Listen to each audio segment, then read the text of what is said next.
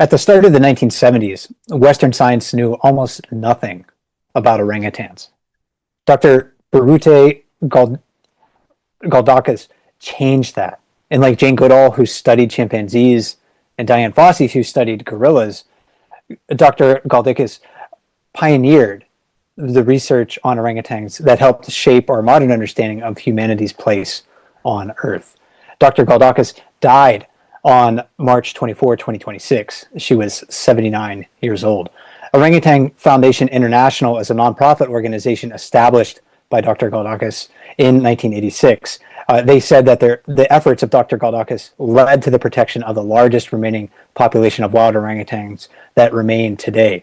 Her efforts and actions to protect and rewild orangutans are chronicled in a new documentary titled Saving Our Ancestors, Reflections by Dr. Biruté Galdikas, which was directed and produced by Explorers.org's founder, Charlie Annenberg. And Charlie joins us now to talk about the film, Dr. Galdakis, and her legacy. Charlie, thanks for being here. It's great to speak with you.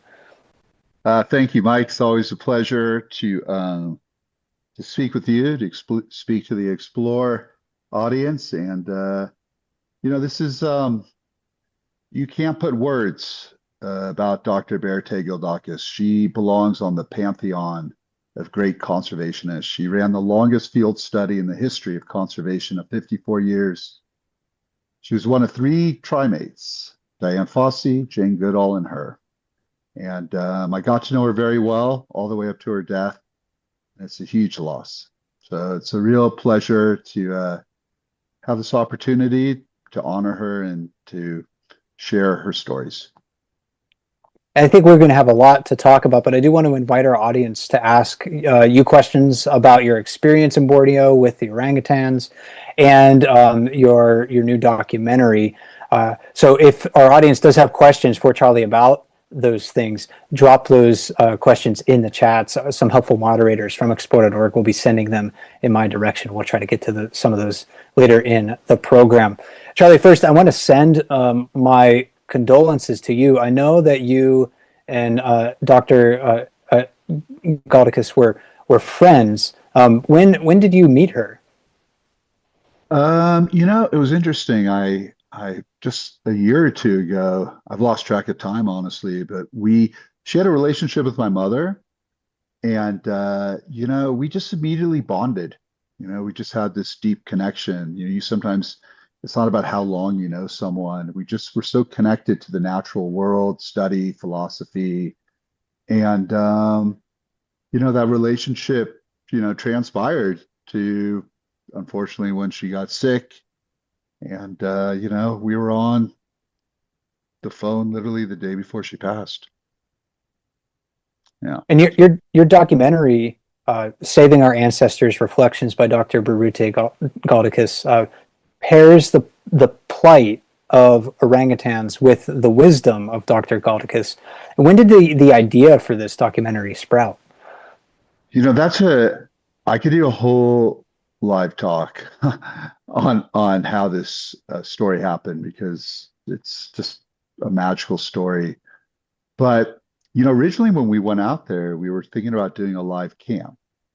And I had not shot a film in 10 years. A lot of people at Explore don't realize that before the live camps, we were a documentary TV show where we'd air our stuff on PBS and KCT. So this was like first time really back out in the field in a long time.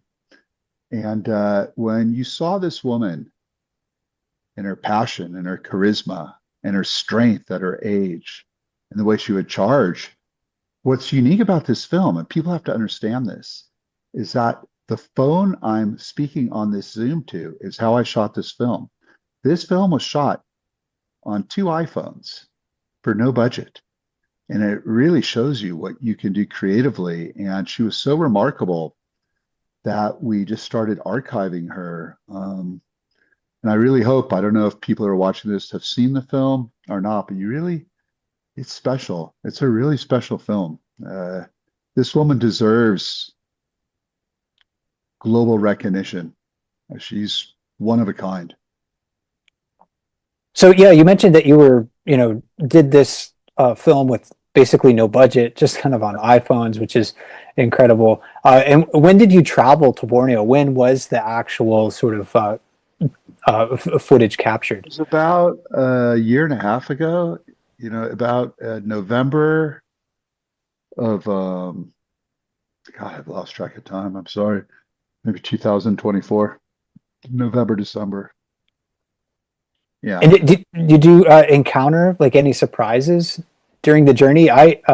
We were talking before the program about how long of a journey it is to get there, but then once you get there, what was sort of like that experience like heading? You see a little bit in the movie, but you talk a little bit more about the experience getting to Camp Leaky, seeing the orangutans, maybe, and did you experience any surprises on that journey?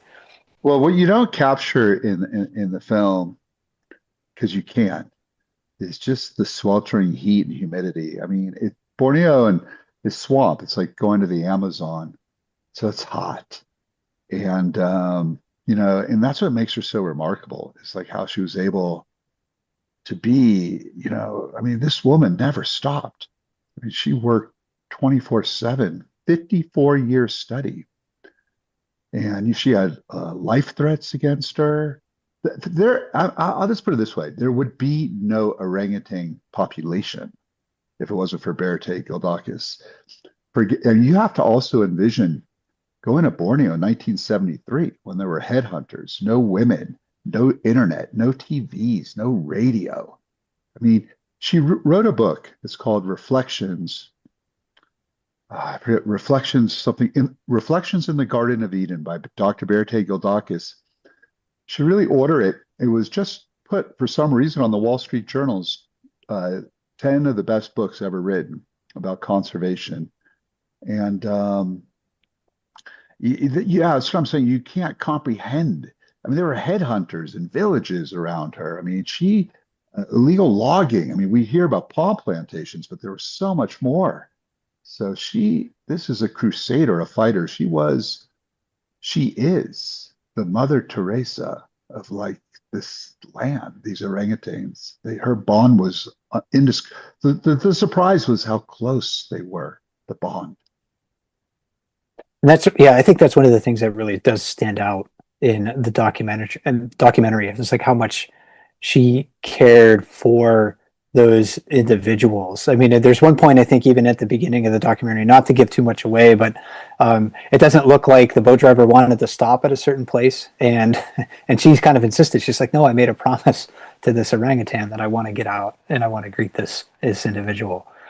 They were her children, and if she kept a promise, she wouldn't break it. And the boat driver's saying that because we're hours away from getting back to even Camp Leaky. Yeah, but she just would keep persevering. It didn't matter. She had endless energy. And you had the opportunity of visiting Camp Leaky and seeing orangutans up close. What was that experience like for you?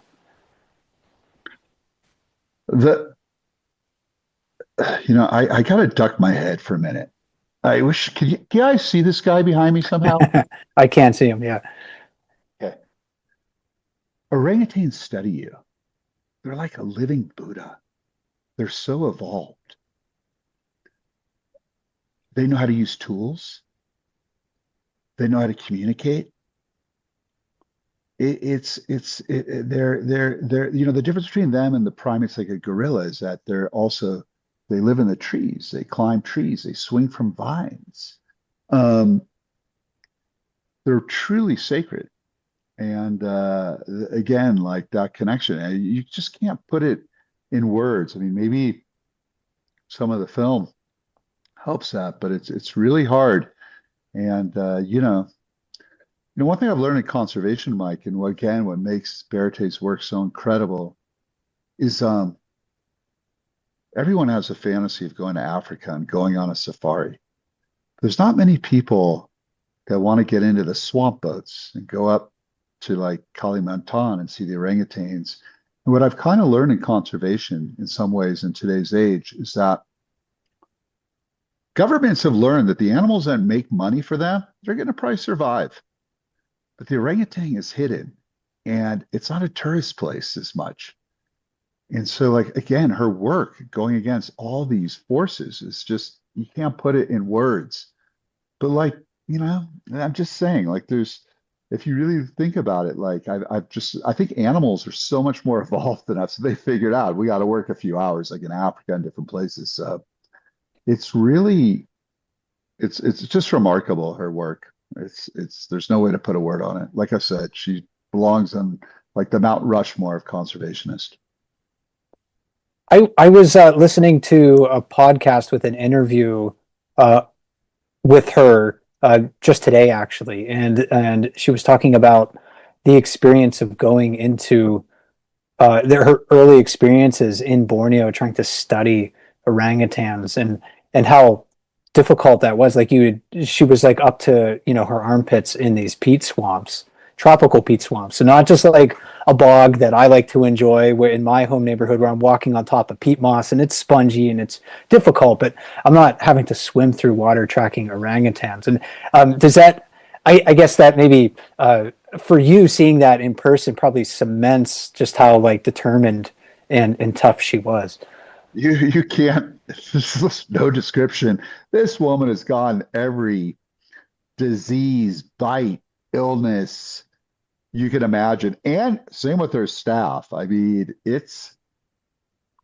yeah, I mean, she's really a beautiful soul. And if it's the book or watching this, also people should know the most successful IMAX film, I think it's called Born to Be Wild, or Born to Run, is based on two people Explorer have worked with. It's based on her and the Sheldricks in Africa and elephants, and about how they came to these areas, but their whole life was about the rehabilitation and release of wild animals, from baby up. I mean, that's what Miss Sheldrick does in Africa. And there's a whole IMAX film. You can get it for like $1.99 on Amazon or wherever to rent.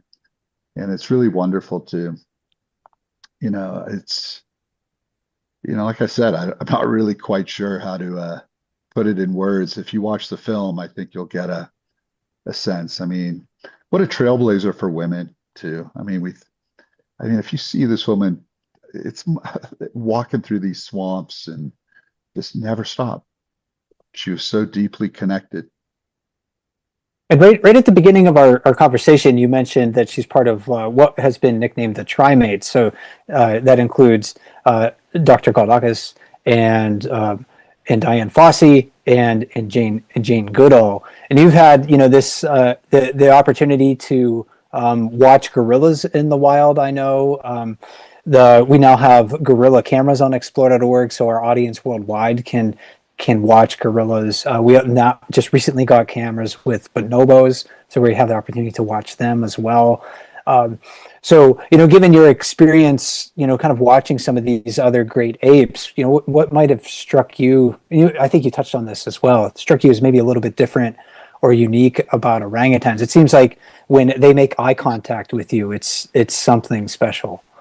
Well, all primates are amazing because we're so closely connected. The orangutan, what is so unique about them is I have it's in the film, and I'm trying to show this guy behind me, but I don't know how to block my head. I apologize. Their ability to climb trees and swing from vines. They nest on the tree canopy. And the relationship of the mother orangutan with child is like nothing in the natural world. They're inseparable for the first 8.5 years. You can see this shot a little bit here. I'm sorry if I'm disturbing people. Just the photography is so amazing. I'm going to put it up on Explore soon. And it's very similar to the gorilla. You kind of rediscover. Okay, let me put it this way. The world could be a little dark. I don't want to get into politics and all that, but there's some challenges out there, and it's easy to lose hope. And when you observe the orangutan or the gorilla, you kind of rediscover hope in humanity through these primates. They're so evolved, um, you know. And she calls her book Reflections in the Garden of Eden because I think in her take, we're so closely connected. And in her take, humans left the Garden of Eden and the orangutan stayed behind. You almost wonder who did better. They said, no, I'm going to stay right here. And she really had this kind of deeply spiritual connection. Yeah. She was one of a kind. Kind of hard to talk about, actually. And I know that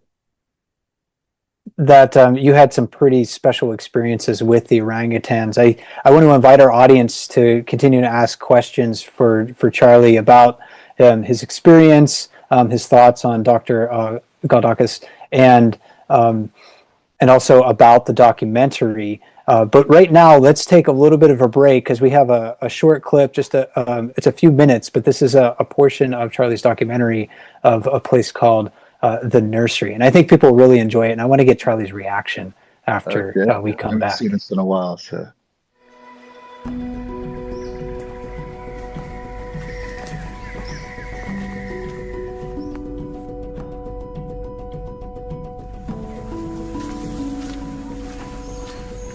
In the nursery, we have the youngest of the orangutan orphans. Their mothers have been killed, and they were either confiscated by the Indonesian Forestry Department or they were volunteered to us by local people. And what we do is we give them love and compassion. You know, they're just like human babies. Without the love and compassion, they don't grow, they don't develop normally. We prepare them for life in the wild.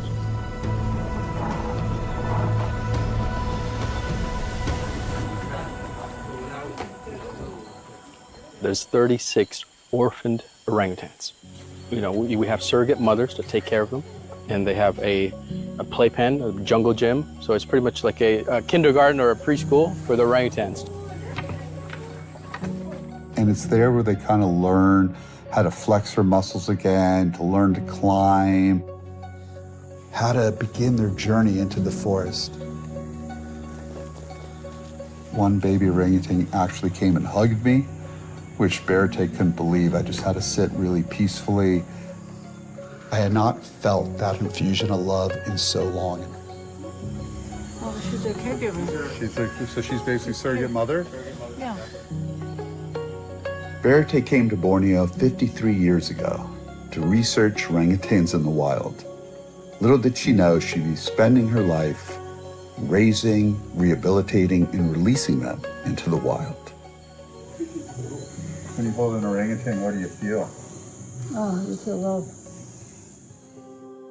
An orangutan mother spends her first 8.5 years with her infant. I don't believe there's any stronger bond in the natural world. The love they share.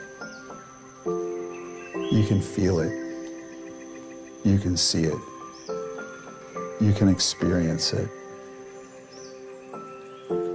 All these orangutans have been separated from their mothers. They've either been killed or sold as pets.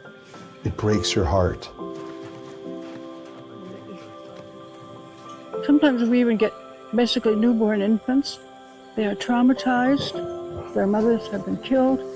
And we saw 2 of the young males, and you saw one of them clinging to the caregiver's ankle.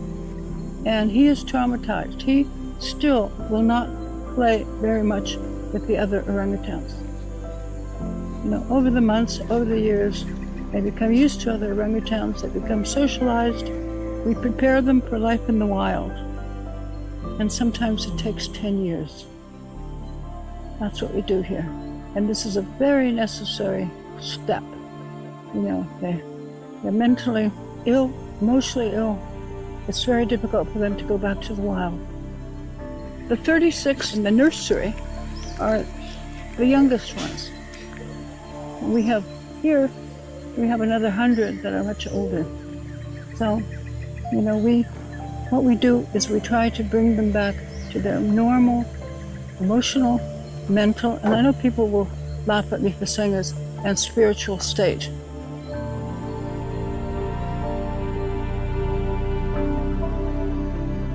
They do want to go back.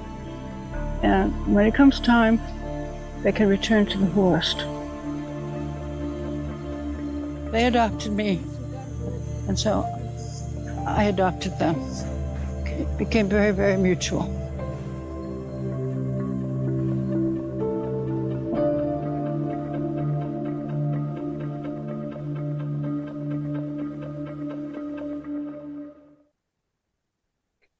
I love that clip, and we actually, Charlie, have a question from our audience related to that. So JMC Nature wrote in and said, Charlie, when you sat still on the ground surrounded by orangutans and surrogate mamas, was it as incredibly soulful as it seemed for us viewers? I would have cried for I, sure.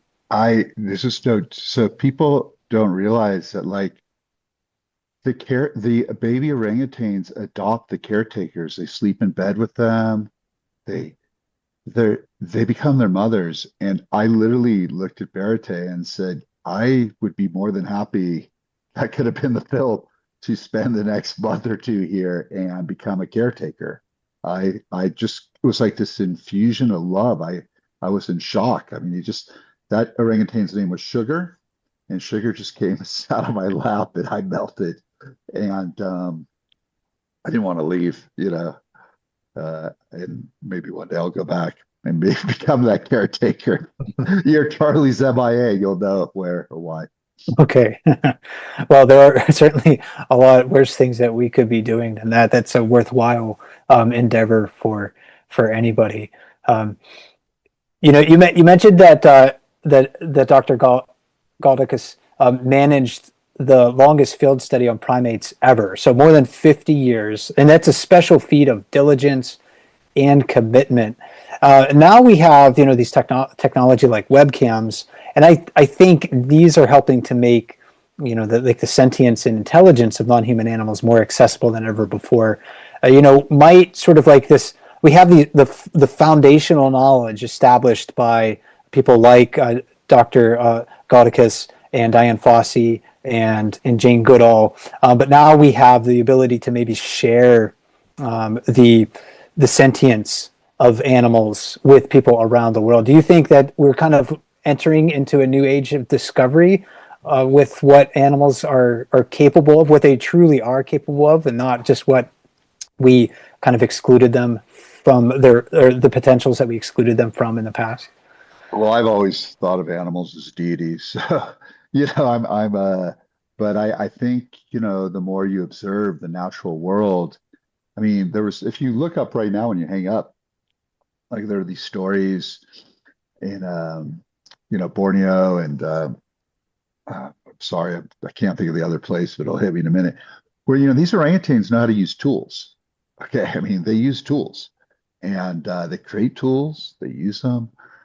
So yeah, I think there's definitely more, awareness. The one thing, I'm going to go way off topic, but it's something I struggle with some of the science that takes place more with bears and birds, and is one thing that Jane, Diane, and Biruté all shared in common is they all named the animals they studied. They thought it was the most dignified way because there was an emotional connection. And I've often advocated for this in other parts of the natural world. And it's just interesting that these three that belong in the pantheon all shared that. They refused to give them a number. They gave them names, And, I remember I was talking to Biruté about that. She was like, these are my family. I'm with them every day. I studied them for 30 years. They're so much more. And they really understood the personalization, the soul element of these animals, that they were so much more evolved than credit was given. That's all I'm saying. And I think of that as in the entire natural kingdom. These animals have been around for a long time, and if you observe them, you start to realize their brilliance, their instinctual genetic brilliance. And it's just a great honor to be able to share that with people. And you can use it as an antidote to stress, like I do a lot, or you can study them. Jane Goodall used to say, because I also knew Jane. In fact, this is another story, but Explore started because of Jane Goodall. So that's a whole other story, a whole other topic.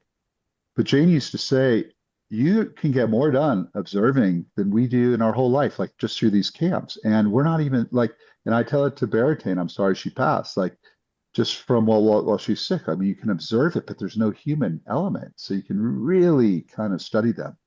So I think the tools are definitely improving the understanding and appreciation of the inherent brilliance of the natural world. I would agree. Yeah, there's so much that we can learn by taking our time, being patient, and observing animals carefully, and really being open-minded about the possibilities of what they are capable of. I think, there's been this divide in Western science for centuries, essentially. And there's this myth of human exceptionalism, and humans are unique and humans are special in their own ways. But the more we look at things, the less and less humans are separated from nature. It's really, like Charles Darwin said, it's really just a matter of degrees and differences rather than in kind. And related to that, we did have a question that came in from Andrew is Awesome that says, do orangutans have feelings? And I would posit that all vertebrates do have feelings, on at least on some level, like there's basic feelings like fear, hunger, stuff like that. A sexual desire, those are common for all vertebrates, probably most invertebrates as well. And with the closer animals get to us, Charlie, sort of in the tree of life, probably the much more in common they have with us as far as like their mental states and their emotions. I was wondering, like, with your experience seeing orangutans in person, how easy it is for you to try to read emotions in them, or is that barrier sort of I really hope you watch the film and you'll see that orangutans do have emotions. I'm sorry that Biruté's passed, because this would have been opening like a Pandora's box. She would start talking. Each one is so uniquely different and has such a unique personality. But like I said, a baby cuddles and cradles and has lullabies sung to her at night by a caretaker if the mother's not there. They are extremely emotional and extremely family knit. So yes, they definitely have emotions. And that's not even a maybe, that's 100%. Yeah. So the only thing they don't have is the desire to kill each other. We seem to have taken we seem to have taken that. They know how to live somewhat harmoniously. The males will fight, but even they're respectful to a degree. But the emotional confines is they're extremely evolved. And I think if we're looking to create a society on planet Earth where we are truly respecting our non-human neighbors, we should give them the benefit of the doubt. And even if it's like in a reptile, for instance, if we can't say, hey, like, I can't read their facial expressions, well, it must not feel any pain.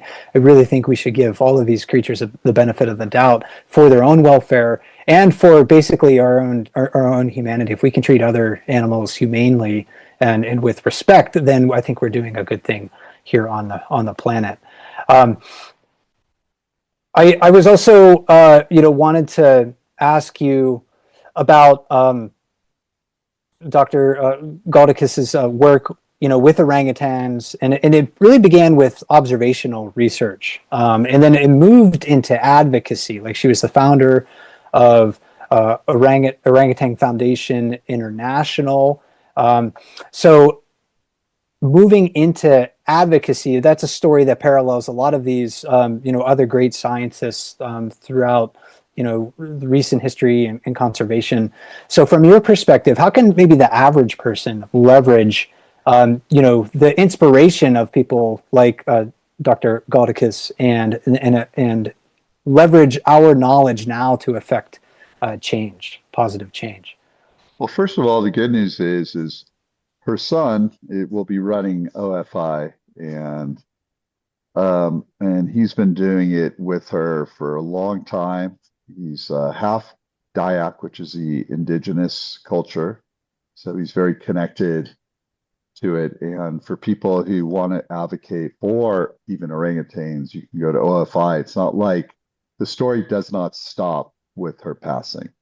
The torch has been passed, and Biruté is now kind of like an Obi-Wan Kenobi. But it really, I think that's the beauty of Explore, like, or at least like I always call Sesame Street for adults. Like, the evil mission plan is, we lay breadcrumbs, and the hope is that by observing the natural world, you develop emotional connection, you fall in love, and you naturally take care of what you love. It's just kind of elementary. And really, for people out there, there's a great sense of inner satisfaction, of goals, of warmth within you when you get out of yourself and connect to the natural world and things you care about. And really, like, don't overthink it. It doesn't have to be orangutans, but it could be, like, people. I love the stories in here about the people rescuing the cats and dogs and everything. And so, like, I think advocacy is kind of like, just like the breadcrumbs. If the more you kind of get involved, the deeper your connection, the more you want to protect what you love. And so, I just encourage people, whatever that might be, because to be selfish, it's going to bring you more of a rewarding feeling inside than even the advocacy you do outside. It's going to fill your heart.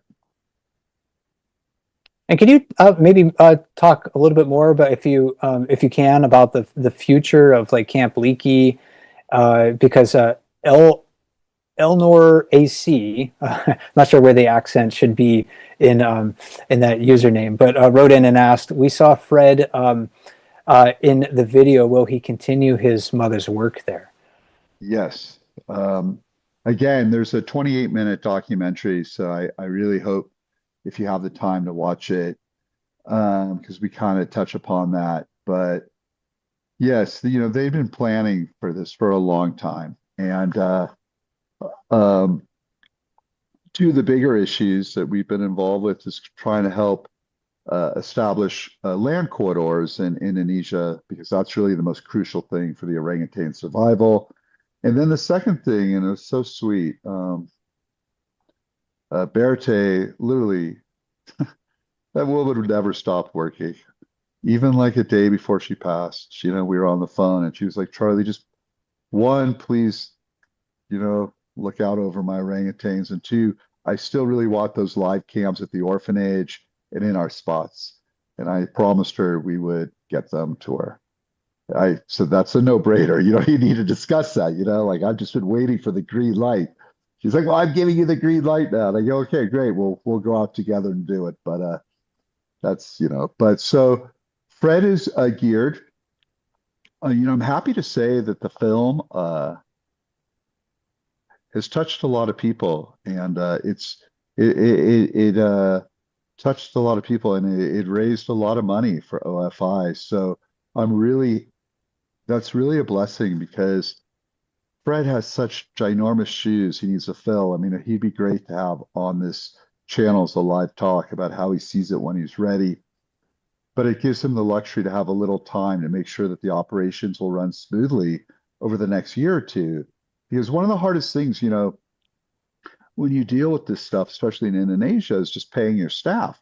Because if the staff can't be paid, they're going to just get jobs at the palm plantations. They don't want to work at the palm plantations, but they got to feed their families. So I'm just so blessed that, like, this film in its own created enough awareness that Fred has. I talked to Fred yesterday, actually, because I feel like I've kind of become a surrogate dad in a way. I'm concerned because it's big shoes, and I really loved Biruté. She was really exceptional woman.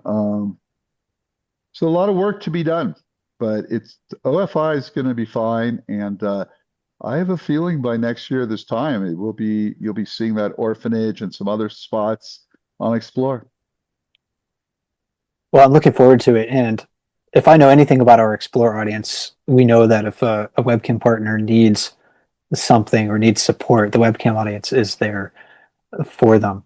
One quote in the documentary that stood out to me was, quote, "We take the choice away from them," end quote. And that's something that Dr. Galdakis said in reference to habitat loss for orangutans. To summarize my point of view on it, we live in a very materialistic culture, it's apt to take instead of ask permission. So we almost never ask a plant or an animal what they need to thrive. How are orangutans threatened by a lack of choice? What was Dr. Galdakis referring to? They've been through the ringer. I mean, to give you a side, okay, everyone hears about palm plantation, but before that, it's illegal logging, it's minerals, it's forest fires. So I didn't have this in the film, but I should say it. In Malaysia and Borneo, the scope of the deforestation in palm plantations would be equivalent. How many of you who are on this audience would love to maybe do a road trip through Ireland? Think about that. We're going to go to Ireland and we're going to drive north to south, east to west, through the interior. And what are we going to see? We're going to see rolling green hills, sheep, rivers, mountain cliffs, hopefully pubs, people singing, culture, the works. So we land and we drive in all those directions, except every square inch is a palm plantation. All the culture, all the life, all the habitat of Ireland is gone. That is the size of the palm plantations when you combine Malaysia and Borneo and Indonesia. So what happens is you get these treaties, but no one really honors them, and then they decide to move it again, and they move it again, and the animals just have no choice. And when I left Indonesia and you got Borneo, and you see it in the film, it's kind of like, for the orangutan, it's kind of like the 2-minute warning in a football game, except the orangutans are losing. I mean, it's pretty dire. And I go back to what I said earlier. Africa and different places, there's such big money in safaris and 5-star gaming and all this that governments have figured out, like, okay, well, hold on, we need to sustain. But these are areas that are like tucked away and hard to get to and aren't really on the map. And that's what made Biruté so amazing. And she didn't go to like more glamorous places where lodge people can come. I mean, you saw if you watch the documentary, look at the boat we're on. I thought the thing was going to sink. It was like 7 feet long, bright sunlight. And that was glamorous. They like got it for us. So, it really is like the 2-minute warning. And even in the 2-minute warning, I mean, this woman was 80 years old and sick. And like there was an election going on in Indonesia. And all she'd say to her son, Fred, is, so-and-so prime minister is running, is going to be at the hotel at 7:45 in the morning. We need to be there. We need to be lobbying him and pitching him. This woman never stopped, ever. It was incredible. Quite an inspiration. And hopefully we can, more of us can be inspired to protect habitat for orangutans. In fact, we have a question sort of about that.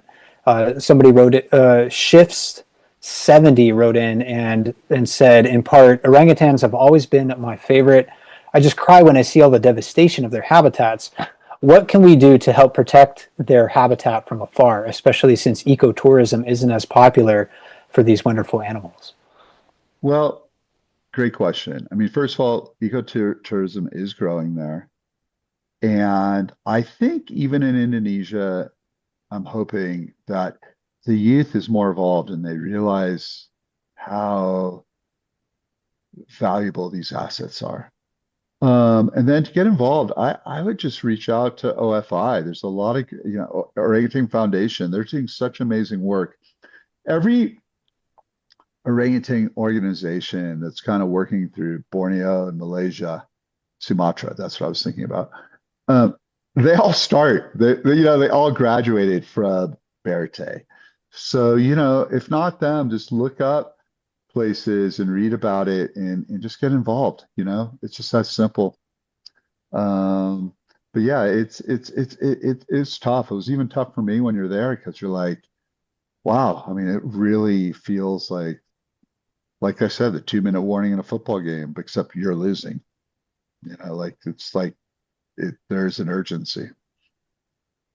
It's difficult too, because when you go to the grocery store, like palm oil is in everything. It's in skincare products. Everything. It's in so much stuff. It's really hard to make a good choice. It's very difficult to find out whether you're getting it from a sustainable source or a place that was logged illegally, things like that. I should have, and I apologize to our audience, I should have looked up some information in advance about reputable organizations that will help tell you whether you're making a good choice when you're going and purchasing like a food product. Because some palm oil is okay to purchase, a lot of it isn't. So I'd encourage our audience to look that up as well, and I apologize to them for not doing that a little bit of that research in advance. Charlie, I know that your late mother understood the need for wildlife crossings and corridors as well. So how is the Annenberg Foundation helping to connect habitat for orangutans? Well, first, this is pretty funny. I got to share this. I'm going to drop my head out for a minute. Okay. Can anyone see this guy? We can. Can you? Yes. Okay. I show up at this place. This is a male orangutan who's in the second stage of about to be released. And I find out his name was Annenberg. I'm hearing all these people call Annenberg. I think they're talking to me. No, they're talking to this big, gorgeous guy. And that's Annenberg.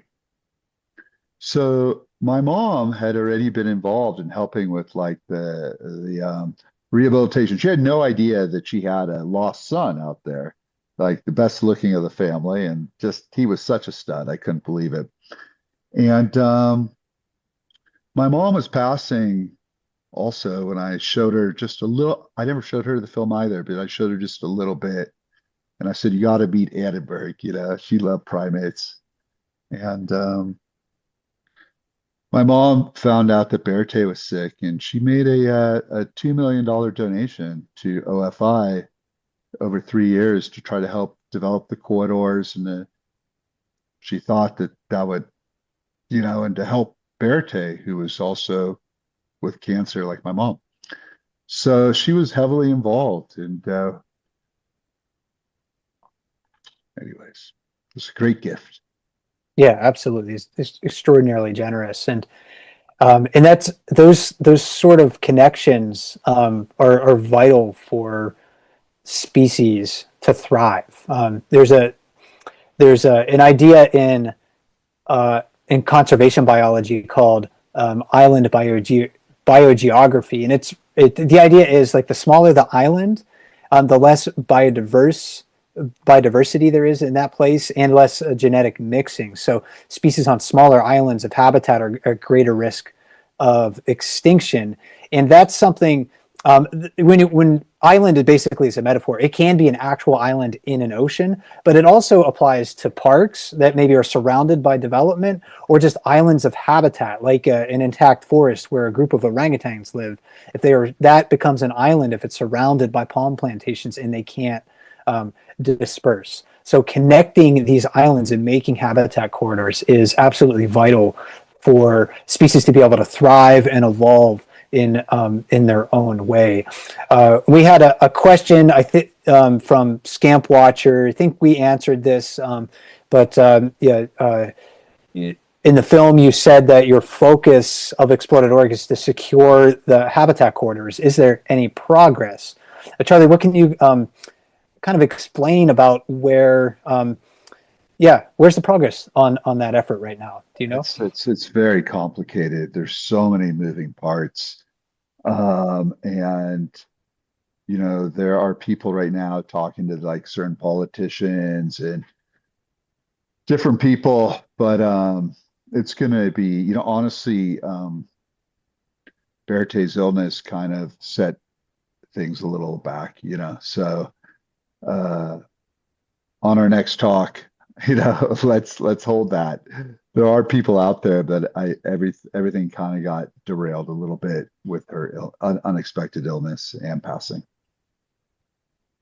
And we had another question. I think we answered this one as well from Cynthia, who wrote, I know you said originally that you went to discuss putting up webcams, but will we see webcams in the future? Do we have a timeline for that at all, or is that still very much in the early planning stages? No. It's my biggest goal right now is getting Fred healthy. we were on the phone yesterday. I think he has to adjust, but the Explorer team is ready to go. And I think it will be within the year, actually, because he's really excited about it, and so was his mother, Biruté. Like I said, I mean, she literally called me the day before she passed, talking about it, and I was like, it's so cute. So, they're gonna happen. I just it's like walking a tightrope. I like to, I just want to get. Fred has to deal with some, other issues right now. Yeah, that's always, it's so difficult. So I think we have to be a little bit patient. But they will But happen. It won't. yeah, It will by next year this time. I think we can be having talks with the cams. Yes. yeah, let's do it. I'm here for it in any way that I can help. Um, we have a few more audience questions to get to, and then with our remaining time, and I have a couple of additional questions for Charlie. Audience questions first, though, Charlie. Baroness wrote in and asked, Charlie, were you surprised when you found out that the babies are with their mothers for 8 years? I was astonished when I heard that. Yeah. I mean, it's so interesting. I mean, that's how if I wish I had in the film, you'll see it because we have a lot of stock footage, but Berthé's on the cover of National Geographic's in like the 70s or maybe early 80s, and it's like 4 babies are draped around her because they all adopted her because so many of the babies have been separated from their mothers and killed and all this. And when you see like not only are they together, but here again, if you can see that, they cling to the mother. They don't separate. I mean, it is so tight and the relationship is so pure. It's incredible. Yeah, yes. So to answer your question, I was taken aback at like the closeness. And back to that other question about emotions. When you see this relationship, you realize there's a very deep maternal connection here. It would absolutely have to be to have a bond that lasts that long. There's many animals that have long, reproductive intervals just to kind of get into the biology of it. But to go, again, 8 to 9 years in between births, if you're a mother, that is extraordinarily long for mammals. Not even brown bears have an interbirth interval that long. So yeah, it's a really special feature of them, and they must maintain, if they're in close contact with their mother for so long, they must maintain an extraordinary emotional connection between the two. We had I don't know the answer to this question, Charlie, so I'm hoping that you do. But Churl70 wrote in and asks, when the babies are released back into the wild, are the ones that are going together kind of spend their lives together, or do they go their own way? Like, are they BFFs for life? Well, again, try to watch the documentary. There are 3 stages. There's the orphanage, and then the second stage, and that's where they learn basic skills. The second stage is what's called a ha-ha house. That's where you saw that photo of Annenberg, and that's where orangutans kind of learn to climb trees, build nests on top, and become orangutans. And the way it works is usually, it's very interesting. The females will, yes, they're very much more social clan. The males are more nomadic and like to go off on their own and look to mate. So, but the females, yes, they hang in social cliques. And then after they're released, we had a question from JMC Nature, was wondering, when orangutans are released into the wild, are they tracked in some ways? I think they might just be tracked visually, but there's no radio collars or GPS collars. Yeah, they do, like they track them for like a short period of time. But Mike, you said it, like this tracking is insane. Like they're like walking through swamps tracking them. It's not like a path, through forest and then they're gone. But the orangutans often will come back to certain areas, especially the females. And So then you will see them again. We also we talked earlier about your experience in the orangutan nursery.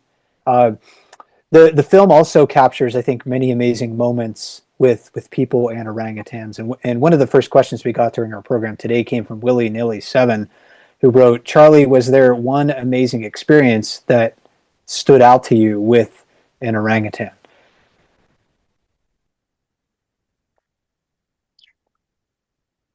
I mean, just being around their presence, they're all, to me, they were like deities. I mean, it was just so shocking. But what was really neat was when we got to outside of Camp Leaky, there's many stages of forest in Borneo because so much of it has been burned down. But when you walk into the ancient rainforest, you can really feel like the antiquity, like you are in the Garden of Eden. And when you look up or around and you would see like a big male or female up in a tree looking down on you, you just, it was just so magical. And then there was this one day when I was kind of doing a closing talk about, not trying to take right or wrong in life, because I understand, like, for Palm, there's business. How do we create the balance between business and nature and conservation? And this guy, I'm going to move my head again, Ricky, listened to my whole talk, and it was raining out. And I swear I felt like I was being examined by Buddha or something. There's something so deep in these animals, and they're silent, and they observe, and they're patient, and they listen. And this was, I say this because he was supposedly a very shy, timid, big male orangutan. And they usually, and so the fact that I started like doing this closing speech, and he came out of the forest and sat and listened to what I had to say, it's like, what? And again, just look at that. That's not beauty. What is? And it kind of goes back to apex, like the brown bears, the orangutans. They are so evolved. We don't give them the credit that they deserve.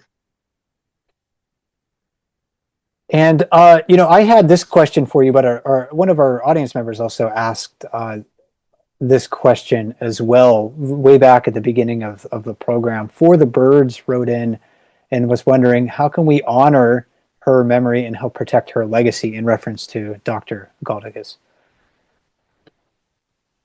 Well, I mean, like I said, I think the best way would be to maybe just reach out to OFI, Orangutan Foundation, and learn more about her. I mean, watch the film, share it with people, and but I would just like connect with OFI, Orangutan Foundation International, and find ways to help. She's really unique, Mike. It's interesting to me, and I get this question a lot at film festivals. So they're all disciples of Louis Leakey. That's why they're called the Trimates. Diane Goodall, I'm sorry, Diane Fossey, who worked with the Mountain Girls in Virunga, Jane Goodall in Gombe, Tanzania, and of course, Biruté. And everyone asked me, why don't we know more about Biruté? And I really think it's because she just always was in the field studying. Like, Jane had the gift of marketing and gab and knew how to get out there and was such a great ambassador. And Diane, unfortunately, well, she was murdered. So that's, created international exposure. And very few people know as much about Biruté. Even though last year she won the Explorers Award in New York. I mean, she's won all these awards. And so I think, even for me, I'm thinking about that. And I hope online, through social media, through the film, through the photography, through the live cams, through hopefully helping them with the land corridors, we can really, put her on that pantheon. Like I said, more people need to know about her. She's such an inspiration, Yeah. Well, I want to thank our audience for all of their questions and taking the time to listen today and learn more about Dr. Galdakis.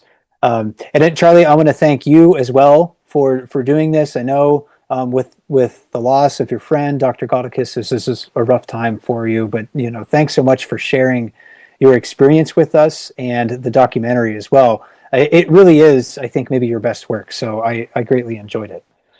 Well, it's always easy to make a good film, even on an iPhone, when you have great subject in her and the orangutan and location. So it's really them that made it a great film. And Mike, on that note, you're what makes Explore so unique, and so is our audience. So thank you all if you've listened in today. It means a lot. And you say, how can you get involved? The fact that you took time out from your day to learn about such a wonderful woman is already that first step of laying breadcrumbs. And Mike, thanks for all your research, and to the people behind the scenes, Candace and Brian and everyone who put this together, because, I wasn't even on my radar. I didn't know if Explore would have an interest in a film because we're live cams. So thank you all for taking this time. It's really what makes us unique, and it touches my heart deeply. So thank you, everyone. I feel fortunate to be part of the family. And if you want to watch Charlie's documentary, it's titled Saving Our Ancestors Reflections by Dr. Biruté Galdikas. It's available free on YouTube. Our moderators can post a link to that in the chats. It should be in the video description for this chat as well. Orangutan Foundation International is a non-profit organization. They are dedicated to the protection of orangutans in the wild. Check them out at orangutans.org. And I would just conclude with this thought from me. I was thinking about what all of this means, because I do think that real heroes, they're not interested in monuments or statues of themselves or need to receive fake awards to fawn over. Real heroes, like the late Biruté Galdikas, inspire a better world through wisdom, foresight, and compassionate leadership. And I think that's what we should strive for. Thank you very much for watching today. My guest has been Charlie Annenberg, founder of Exploded.org. And my name is Mike Fitz. Have a great day, everybody. And until we see you again, never stop learning. Thank you.